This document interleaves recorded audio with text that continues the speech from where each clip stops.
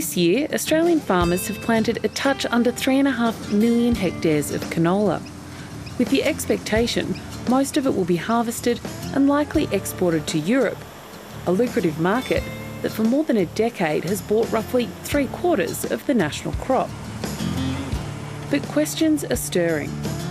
What if instead of shipping the oilseed offshore to be manufactured into foreign biofuels, it could be put to use here?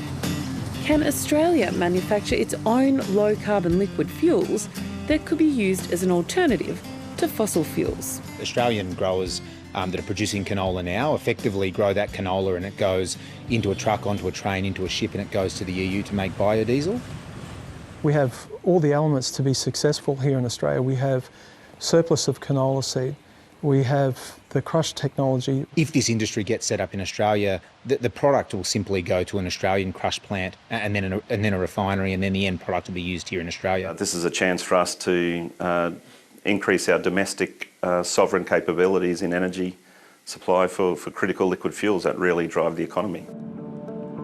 A push is on to use canola to commercially produce sustainable aviation fuel, or SAF. Basically turning canola into fuel for jets. So for oils like canola, there's a process called heifer, and that basically takes that oil that you get from the grain, you extract from the grain, and turns that into a chemical equivalent of diesel called renewable diesel, and then you can on-process that to make an equivalent of aviation fuel, jet fuel. Catherine O'Sullivan is a senior researcher at the CSIRO's Agriculture and Food Sustainability Program. She says low-carbon liquid fuels can be made from all sorts of biological matter, including canola, sugar and tallow, that can then be used in a variety of engines. There are certain industries that aren't easy to electrify. So things like aviation, mining and heavy transport, long-distance transport and shipping are really difficult to electrify and fit into that mode of decarbonisation. There's been several trials by airlines using sustainable aviation fuel. Technically, they can be used up to 100% to replace fossil fuels. The limitation right now is the amount of production that's happening because the industry is still very small. Airlines around the world are beginning to blend SAF with conventional fuel as a lower carbon industry emerges. So the targets that are developing globally are things like a 5% replacement of aviation fuels blended in with fossil fuels. And then over time, as the industry grows, those targets will increase as more fuel becomes available.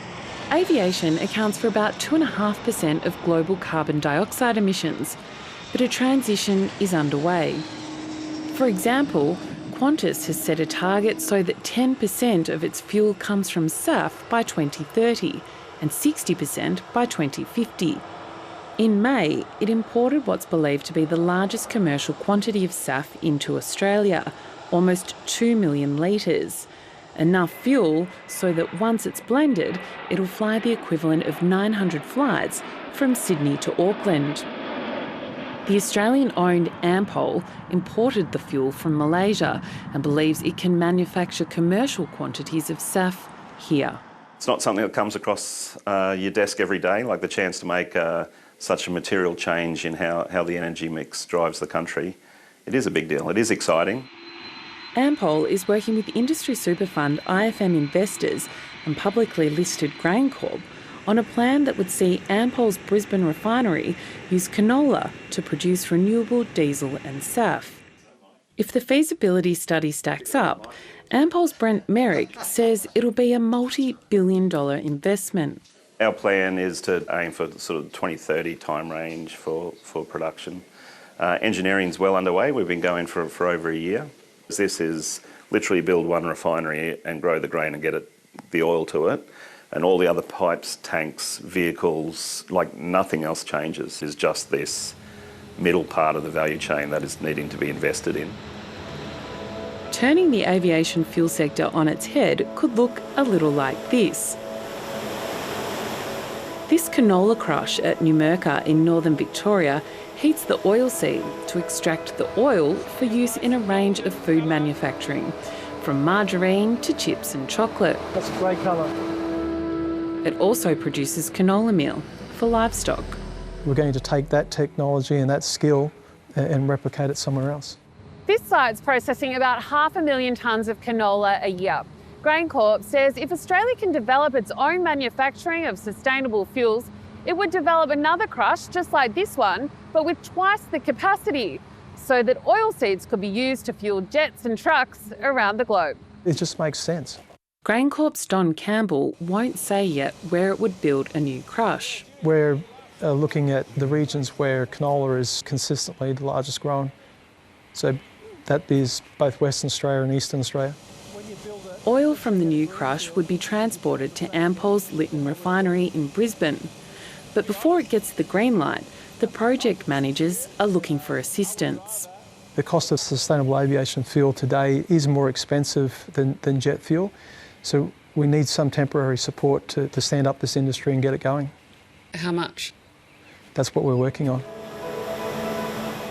That could mean mandatory SAF targets for airlines, subsidising part of the start-up costs associated with manufacturing, and assistance to ensure the end product meets global emissions reduction certification.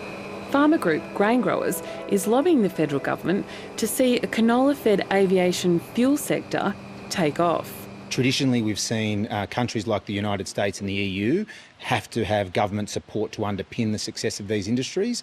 In the Australian context, we will definitely need government to partner with industry to make this a reality. We need incentives to help produce these products, and we need incentives to make sure that they can be used by a consumer at a reasonable price, because with these things, we don't want all of these costs to flow through to the consumer.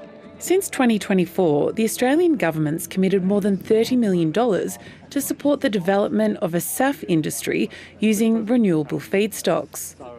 That includes $8 million for Ampol and $6 million for GrainCorp, announced at its Newcastle port last June. It's ridiculous that, frankly, we are exporting more and more and more of our feedstock to other countries to make low-carbon liquid fuels. These are things we should be making here in Australia.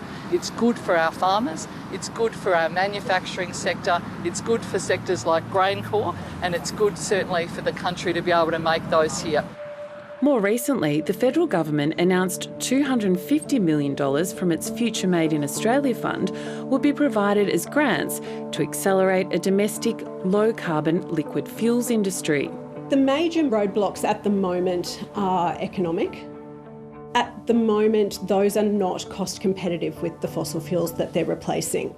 But CSIRO's Catherine O'Sullivan is confident that could be overcome. As the industry grows, we will get more of these fuels and they will become more price competitive over time.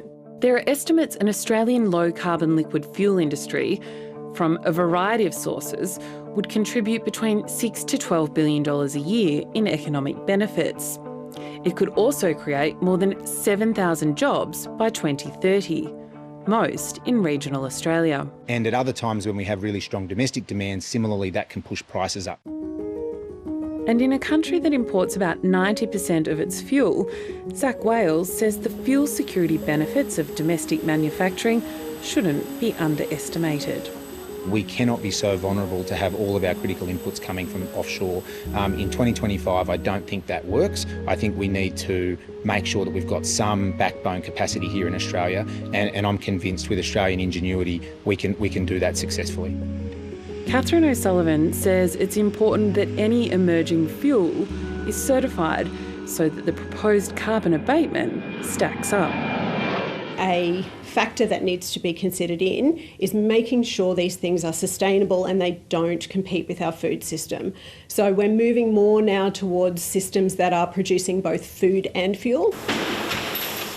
Our canola gets crushed and the oil can go into human consumption or it can go into fuel production, and the remaining canola meal that's left over goes into animal feed. So from that one product, you're getting both food and fuel.